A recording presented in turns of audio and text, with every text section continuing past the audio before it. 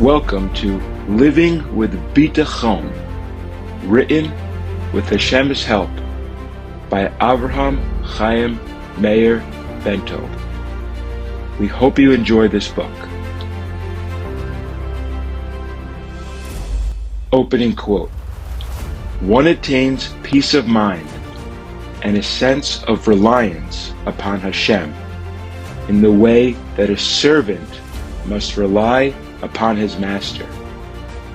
If one fails to rely completely on Hashem, he must inevitably rely on someone else or on his own prowess. And then Hashem withdraws his providence. As a result, one loses part of his attachment to Hashem and is liable to meet with failure." Shar HaBitachon.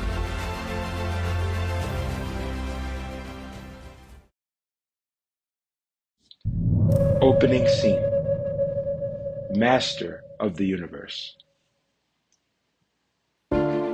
David sat at his desk in the bustling office of Oak Haven Capital, the company he had founded and grown over the past 15 years.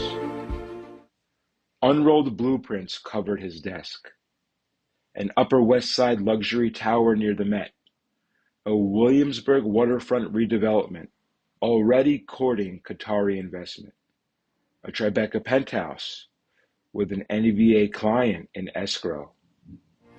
Each project was a statement piece, proof that under David's lead, Oak Haven had grown from boutique startup to an insider's powerhouse, discreet, coveted, always one step ahead. These were the deals murmured over cocktails at the Core Club, floated between bites of Wagyu at Reserve Cut and invite-only rooftop galas. The kind of portfolio that made real money lean in. David's sharp mind, relentless work ethic, and Ivy League swagger had earned him more than just admiration. He was the one everyone wanted to invest with. His phone buzzed. Another missed family dinner. Miriam's text was gentle but pointed. "Rachel's play at the JCC started 20 minutes ago. She keeps looking at the empty seat next to me." David sighed.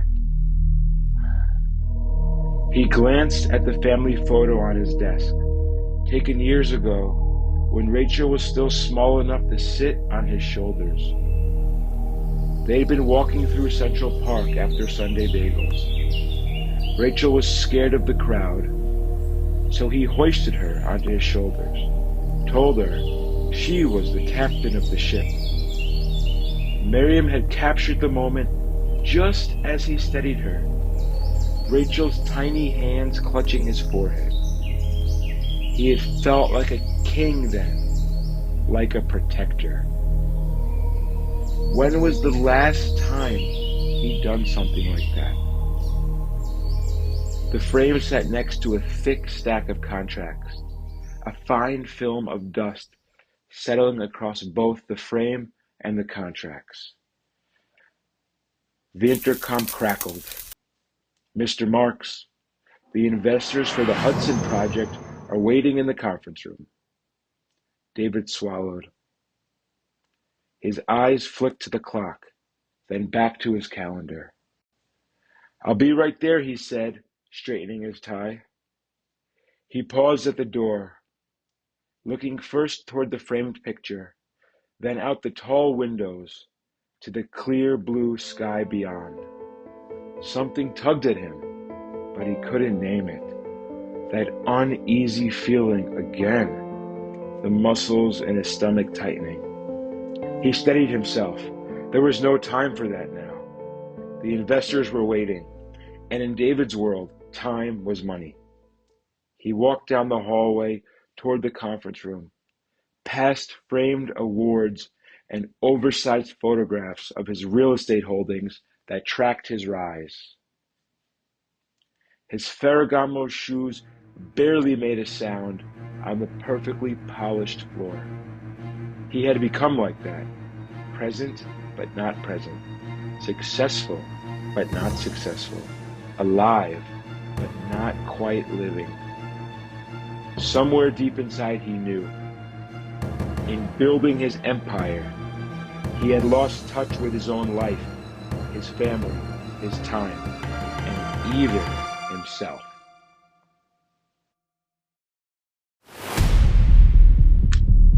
Scene 2. Another sleepless night. That night, after a long day, David lay awake in bed, staring at the ceiling, sensing himself at a crossroads. The business kept growing. More calls, more clients, more meetings, more expectations. It had been months since he had truly slept. He groaned and turned onto his side, trying to avoid what he knew deep down. It wasn't the pressure of the business that was squeezing him. It was the quiet ache of being a stranger in his own home.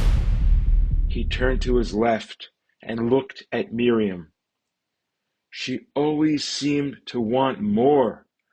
Clothing, jewelry, a better car, a bigger house. When was the last time they had even shared a simple cup of coffee, let alone a real conversation? He sighed, trying to push away what he knew in his gut. It wasn't things she was longing for. It was him. A line from some forgotten argument drifted back now, soft and sharp, all at once. At least when you buy me things, I feel you love me. He had brushed it off then, hearing only the surface of the words. Now, in the stillness of his bed, he heard the ache beneath them, a desperate reaching for something she could no longer name. She hadn't been asking for more. She had been asking for him. But he hadn't known that. He thought providing was how you proved love. And to provide, he had to withdraw deeper into work, into pressure, into the chase. Each gift she requested was really a question. Are you still here? Do I still matter? But he had heard it as pressure, and so he pulled further away. Now, he didn't know how to fix it. He turned to his right. Only the blank white wall stared back, stark, empty, like his own life. The glare of the alarm clock cut through the darkness, its oversized red numbers waiting to flash and beep. Another night, barely a wink of sleep. A thought floated up from somewhere deeper. A few weeks ago, Isaac had said something, almost in passing, like a seed planted without fanfare. They had been standing in the hallway after a long meeting, coffee cups in hand, faces worn from exhaustion. David had made some offhand comment about never sleeping anymore. Couldn't sleep either, he had said. Started going to the early minyan, morning prayers at the shul. At the time, David had laughed inwardly, another dreamer, completely out to lunch. But now, better to move than lie there waiting for that shrill alarm to remind him of everything he didn't know how to fix.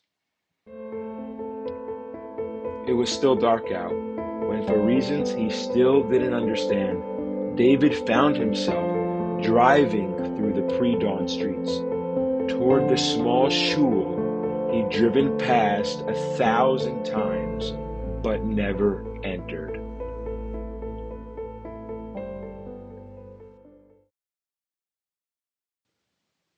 Third scene.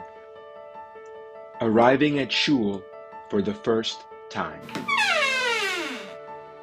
When he arrived at shul, something unexpected. His grandfather's voice echoed in his head. A Jew's day begins with acknowledging who really runs the world. As he crossed the threshold into the Beit Midrash, it came again. Who really runs the world? Is it you or something more? The atmosphere inside was different. The kind of different you feel more than you see. It reminded him of an old movie. Edges of the frame slightly blurred, light crackling, air sparkling into a soft glow. The air felt charged, like it was carrying something ancient, something sacred. He stood there for a second, not sure what to do. He felt like he had stumbled into a scene from 5,000 years ago. Men, wrapped in white talit, with small black boxes tied to their heads, moved around the room. Not rushing, not distracted, almost floating.